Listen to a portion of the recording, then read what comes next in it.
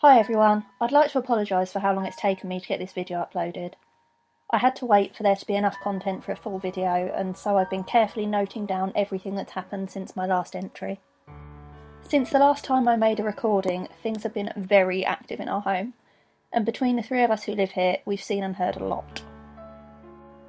One evening, my fiancé had taken over my desk for a little while to do some work, and had put some music on to listen to on his phone. With his phone on the desk beside his laptop, he suddenly complained of feeling cold. Then the volume on his phone began to turn up, and then down, and then up again, and then down, and continued to fluctuate like this for a while. That carried on for a few minutes, and if he corrected it using the volume buttons, it would behave for a moment, and then begin the same thing again. After a while, I stood up to go and have a look at it, and as I got close to him, I stepped into a spot of icy cold air. With no windows open, and recently fitted double glazing, for there to be a cold patch seemed strange. I walked around him, and on his other side, the temperature was completely normal. A few days later, I had the scariest experience that I have so far had in this house. I was doing the cleaning, sweeping and mopping, and doing all the general day-to-day bits of housework that I usually do. But when I reached out for the dustpan and brush that I had left on the table, I noticed blood all over the fingers on my right hand. My first thought was that I must be having a nosebleed, as I'm allergic to dust and often rub my nose when I'm cleaning to try and help the itching. But when I ran to the bathroom mirror, my face was completely clean. I checked myself over thoroughly, but I could find no cuts or scrapes anywhere, not a single mark. I scrubbed my hands clean, and feeling uneasy, I decided to check over our pets, as both our dog and cat are hairless, and the dog in particular is prone to scraping himself. But when I checked them over, I could find nothing. Neither of them had even a tiny graze. For good measure, I scrubbed my hands again, and then tried to forget about it for the rest of the day. A few days later, when sat at my desk, I noticed a dark shape shifting in the hallway out of the corner of my eye. Because of the structure of the house, the hallway is very dimly lit, and nowhere near any windows, and so I could not find a source for this moving shadow. Both the dog and the cat were fast asleep and in my eye line at the time. We've all been seeing these black shapes increasingly frequently, usually in the hallway downstairs, or on the stairs themselves, or on the landing upstairs. These shapes are sometimes large and roughly human-sized, and sometimes around the size of a house cat. Our own cat is hairless and very heavy-footed, so we know it's not him that we've been seeing. Later that night, I got up from the sofa and headed to the kitchen, flicking on the hallway light as I went, as it was dark. As I got to the kitchen door, the light suddenly shut out. There was no flickering bulb, just sudden and absolute darkness. Feeling a little spooked, I flicked the switch back on and found that the light went back on perfectly normally and did not turn itself back off again. The next day, as my fiancé was getting ready for work, I grabbed a basket of clean clothes and took them upstairs to be put away. There was an oppressive feel to the landing, but I ignored it and went straight into our bedroom, which is always dingy thanks to the position of the house. As I put the basket down in front of our chest of drawers, the room suddenly filled with light. I stood bolt upright and saw that the bedside lamp had turned itself on.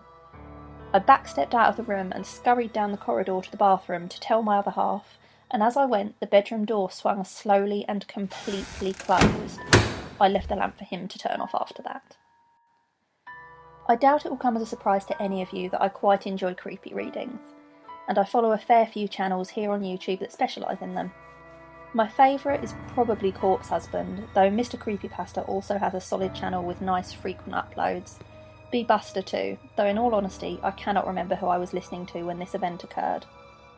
I was cleaning the coffee table in the lounge with my laptop open nearby playing a creepy reading. All of a sudden, the laptop began to make a glitching, low-pitched sound like scrambled audio and hushed voices. I wish I had recorded it, but it startled me so much that I didn't think to. It was very loud and continued for a few minutes before cutting out and then happening again a few minutes later. Thinking that it might have been a sound effect on the video I was listening to, I started playing it again from the beginning, but it didn't happen again. Whatever it was had obviously had its say. I wish I could have worked out what the words were trying to say, but it was all too jumbled. After that, there was a long period where nothing happened, and in that time we went away for a week. We got back to a spooked housemate who had a hell of a time while we were away. He had heard frequent banging downstairs when he was in his room at night, which upon closer inspection he could never find a source for. Not only that, but on one evening he heard footsteps rushing up the stairs and frequently saw the shape of a person sitting at the bottom of the stairs in the evenings. I think he was glad for us to be home when we finally got back. A few days after we got home from our week away, I had possibly the clearest sighting yet. I was lying in bed watching the TV, and whatever was on must have had my attention, as I didn't look away when I first saw this apparition. I saw what I thought was my fiancé come dashing into the room, heading towards the dressing gown hooks, which are on the wall opposite the door.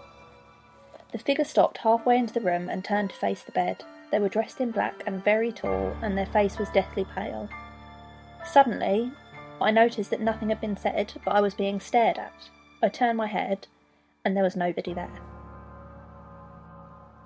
After that incident, we had a very long period where nothing happened at all, which was something of a relief at that point. But then, yesterday when I was working at my desk, I saw a ball of light shoot from the ceiling and down to the floor. When it got to the ground, it became a little more misty in appearance, and became kind of a dark shape, which then shot out into the hallway. Thinking nothing of it, thanks to how common these lights seemed to be, I put it to the back of my mind.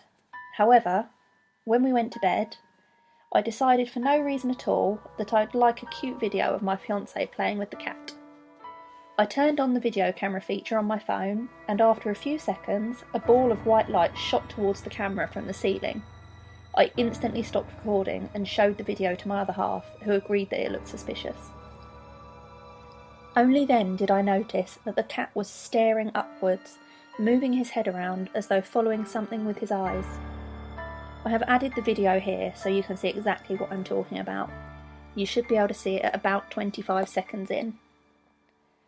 I will hopefully be uploading another video soon. However, I apologise in advance if there is a long delay before the next one. I'm not going to go out of my way to force more frequent activity, as I don't want to have to live with the consequences. Thanks for listening. Bye!